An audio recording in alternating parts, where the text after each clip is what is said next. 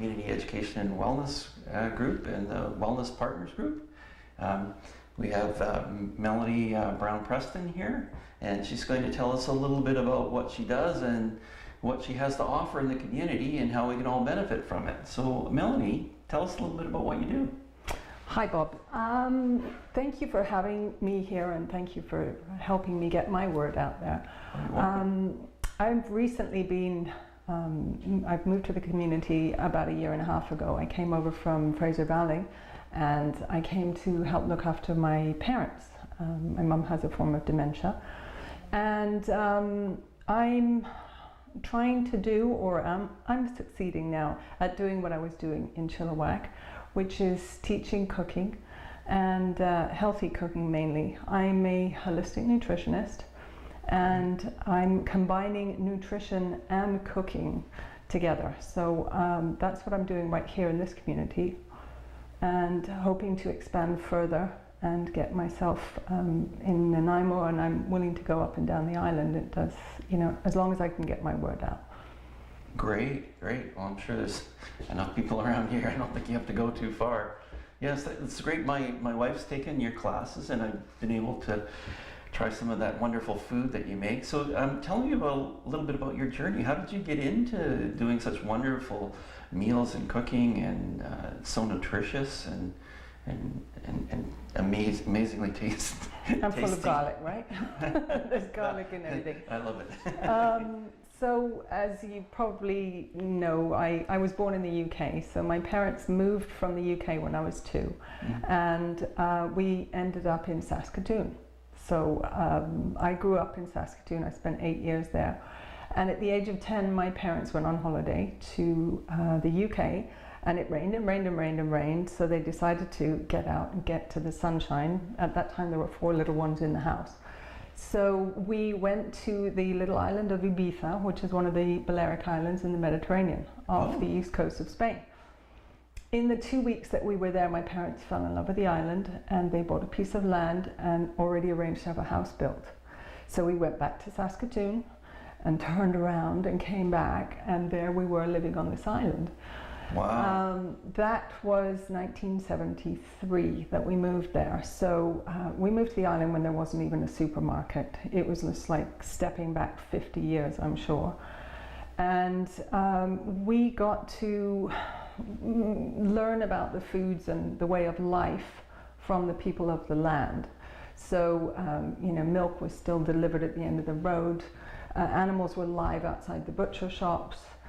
Markets are very common still today in Spain. You go and buy your foods in different places. So we got to learn about real foods and where the food came from, and no plastic packaging or anything like that. So that was our journey in growing up there in Spain. Down the road, I met my husband, who's from the island, and we married, and we have 3 amazing children. And our home is still, we have a home in Ibiza, and that's how I got the Mediterranean flair of cooking, the way of cooking with a lot of flavor, and it ties in with nutrition big time. I mean, it is the healthiest diet out there. Right, yeah. So I came back to Canada. We came back 6 years ago. We decided to come back, and I went into cooking as I always do. It's the easiest job to fall sort of back into. And I went and cooked in sort of 3 or 4 different places, but I was astounded and horrified by the quality of the food that was being made in these restaurants. Didn't matter where I was, or high or low end restaurants, the food was bad. The food was, there was a very limited amount of fresh stuff. Nothing was made from scratch. And I think it was the fryers, the oil that was being used, that I knew wasn't okay. And I just remember one day saying, I can't do this anymore. I can't, I'm killing people. I'm serving this food and they're eating it, and it is killing them. I know it is. So I packed in my job. I said, that's it, I can't do this any longer. And I went to study what I've always been passionate about, which is nutrition. So I went to I attended the Canadian School of Natural Nutrition in Vancouver, and I did the full-time program. I graduated, and I came out to conquer the world and change everybody through food. That was fine and dandy for a little while because part of my job is doing consultations. So we try to bring balance to the body through the systems, and we do it through food. That's what a nutritionist does. And that was okay for a little while until I found that many of my recommendations that I would give people, or my menus, I would give them some menus and recipes to follow, to give them a 3-day plan to follow after I had advised them on how to change their cooking and eating habits. They openly admitted they couldn't cook. They didn't know how to cook. Oh. What do you mean? You want me to cook millet? I don't even know how to cook rice. So I did a little more research into that, and I realized that, or I dug into the fact that there's at least 1 or 2 generations of cooks that have been lost here in Canada through whatever reasons. And so I decided then that I would teach cooking and bring the nutrition component into it.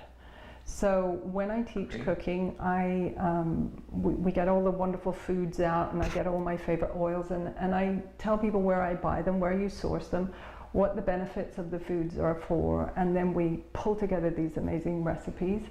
And my classes, the participants cook with me, they chop with me, they wash up with me, and then when it's ready, we put it all out on the table, and everybody eats.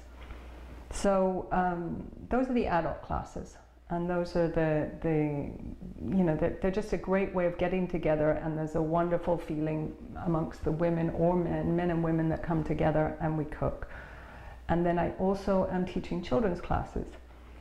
Wow. That's a new thing that I've got going right now here in Qualicum, the farmers market on Saturdays. So with the help of the RDN, we put together a program, and that is what I was doing in Chilliwack as well, because I'm very, very passionate about teaching children how to cook. I think that is something totally vital. We teach our children how to swim, they have to do math, they have to do English. Nobody teaches them how to cook. If mom and dad haven't got time at home, I really believe it should be in the school curriculum. Mm-hmm. So we have these classes running at the moment. Interestingly enough, they were full from day one, the younger group, which is 5 to 8-year-olds. Wow. So they started off, that was a full class with a waiting list. And then I do 8 to 12-year-olds. So the kids they don't know to begin with that it's healthy cooking, it's kids in the kitchen. The best part is just to get the kids in the kitchen with the food. And then we talk about the food, they get their fingers dirty, we lick bowls, we do all kinds of stuff, and then the kids get to taste it before we send some home. Oh, but there's always a secret, don't tell mum what's in that food because she has to guess, and so we put sneaky vegetables in there, and we trick mums and dads. But that is also my passion, is getting the word out with the kids. That's great, wow. So starting early in the next generation will be that much healthier as a result of that. I hope so. And interestingly enough, that the children are the ones, I'll have lots of mums and dads telling me they're the world's pickiest eaters, they will not eat vegetables, they won't do this.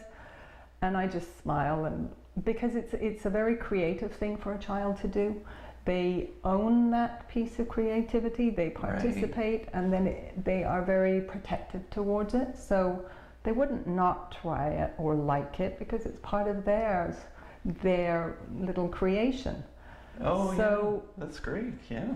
I also think that children on a cellular level are screaming out for nutrition. And I think that you put that food in front of them, and instinctively something inside them is saying, you've got to eat this is good stuff, Yeah, and off they go. Yeah, I guess you see them really enjoying the food. They must.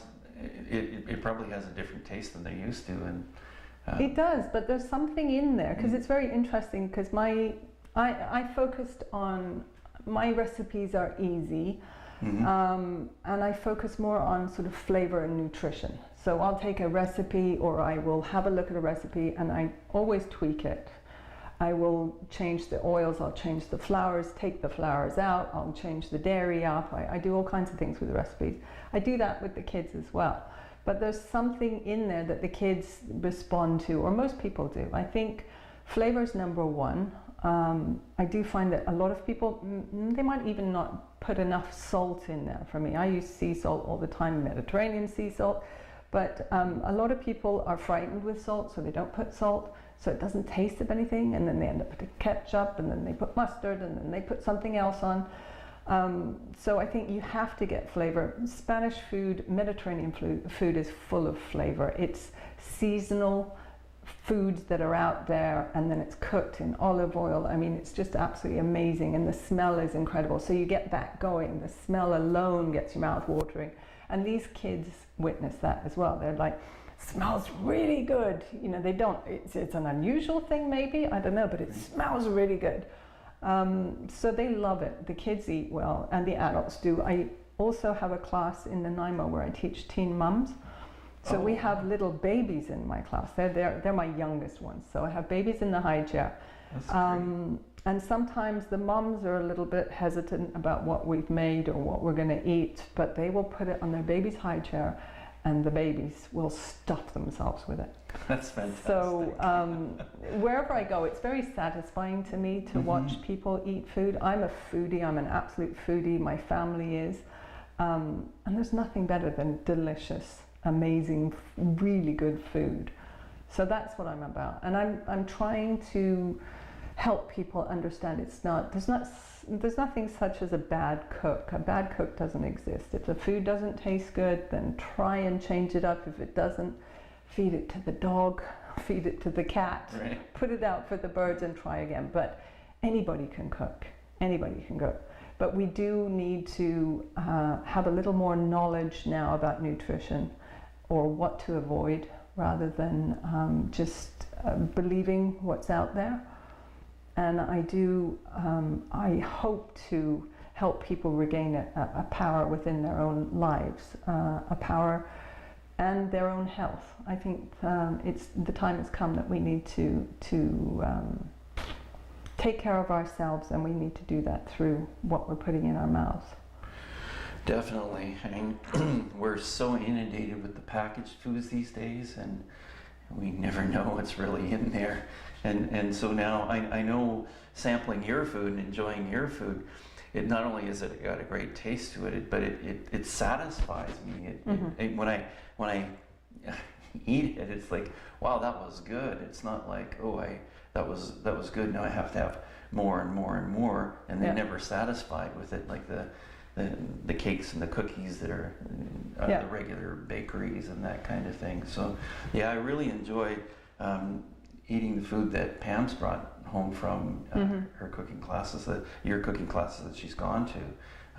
It's been really amazing for me. I have an understanding of nutrition, but certainly not in the depth that you do. And it's so great that you are out there, especially teaching the younger people, because like you said, there's that gap. People don't really know what good food is.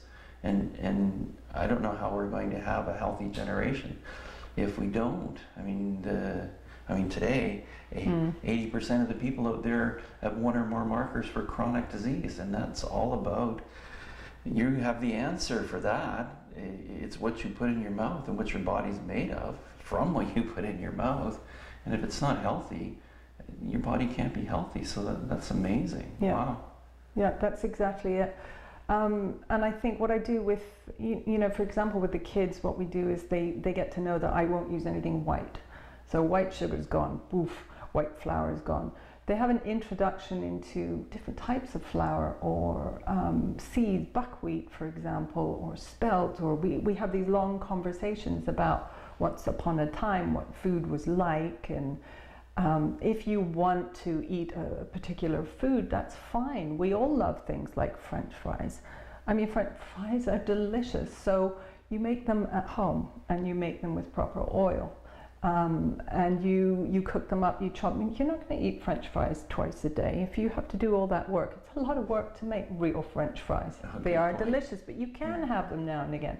But for example, next week with the kids, I'm going to be making, what is it that kids all eat? Well, it's that what do you call that nasty dinner thing in a box, a craft dinner. Oh, Craft dinner. They love craft dinner. Right. I mean, there's no such thing as orange cheese. That doesn't exist for one. So you guys want pasta, you want macaroni cheese, right? We're going to make macaroni cheese, but we're going to tweak it nutritionally. They have no idea what's going to happen to them. But butternut squash and yams thrown in there, you want it bright orange, you can have it bright orange.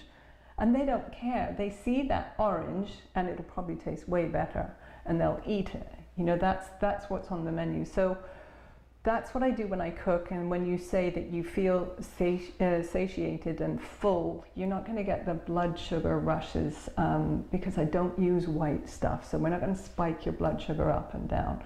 So you will feel full longer. So you've got all the fiber in there as well. And it's just, you know, it's just what I call real food. It's not this Frankenfood. It's not the food that's in there. My favorite place to go and shop is the farmer's market. We're so lucky here. Right, yeah. And especially now because you've got green things and it's growing after this long winter. There's that amazing food that hasn't had to travel from Mexico, that leaves less of a carbon footprint. You've got fresh local food that is alive. It's bursting with enzymes, and all you have to do is go to the market, pick it up, buy it. That's one of my favorite things to do. What's there and what can we do with it? So I'm really happy to be in the area that I'm in right now, and I feel that here, especially on the island, there's a lot more awareness when it comes to food. It is a great place for me to be in there. To be here now. And that's great. It's a big part of your class that you actually tell the people taking your class that they can go certain places to get the things that you use in your preparations and cooking. That's fantastic. I still have that European sourcing out of foods. I never shop in one place. I always go to different places. It's very normal for me to go and buy the bread in one place and then you go and buy the greens somewhere else and the fish somewhere else. And so, and you have to do that. I think nowadays we need to get out of that. I'm only shopping in one place. But we also have to understand it's very difficult for a lot of families when mum and dad are working. So something like the farmer's market is ideal for everybody because you can get quite a lot of stuff there. But yeah, it is trickier, but what I am hoping and trying to help people with is it's just actually taking a step back in time. That's what I'm doing. I'm doing what your grandmother would do, your great-grandmother would do. Right. And eat and follow that rule. So it actually becomes quite simple. But you have to start with basics, and that's what I'm here to help people with. Wow, that's great. Well, thanks so much, Melanie. That's amazing. Well, I'm going to have to find some time to go to the classes with my wife. It's about time you great. did. Yes, for sure. Great. Is there anything else you'd like to tell us about what's coming up in your world these days? Or you never know. You never know. I'm always sourcing out kitchens. That's another area in my line of work that I have done, which is a great idea for people looking to gift somebody something, is to host a party. Especially for a lot of women, they enjoy doing that. So you have a kitchen that I could work in, and you as a hostess or a host call me in, and you get your friends round, and we do a cooking party. So wow, it worked really well on the mainland. I go to people's houses. We do the same thing that I do in a cooking class. But then, of course, you can have a bottle of wine afterwards because it's Mediterranean and it goes down well. Great. So it then becomes a private party. But people love that because it's good food. It's not. There's no guilt to the food that I make. I mean, the food is real food, good food. Enjoy it. Have your party. That is also another area that I'm focusing on now too. Oh, super. So classes, nutritional consultation, private catering, small amounts of private catering. I'm here for you. Fantastic. That's great to know. Okay, well, thanks a lot for coming by, Melanie. I really appreciate it, and I'm sure a lot of people will be better educated and want to take your classes as soon as possible.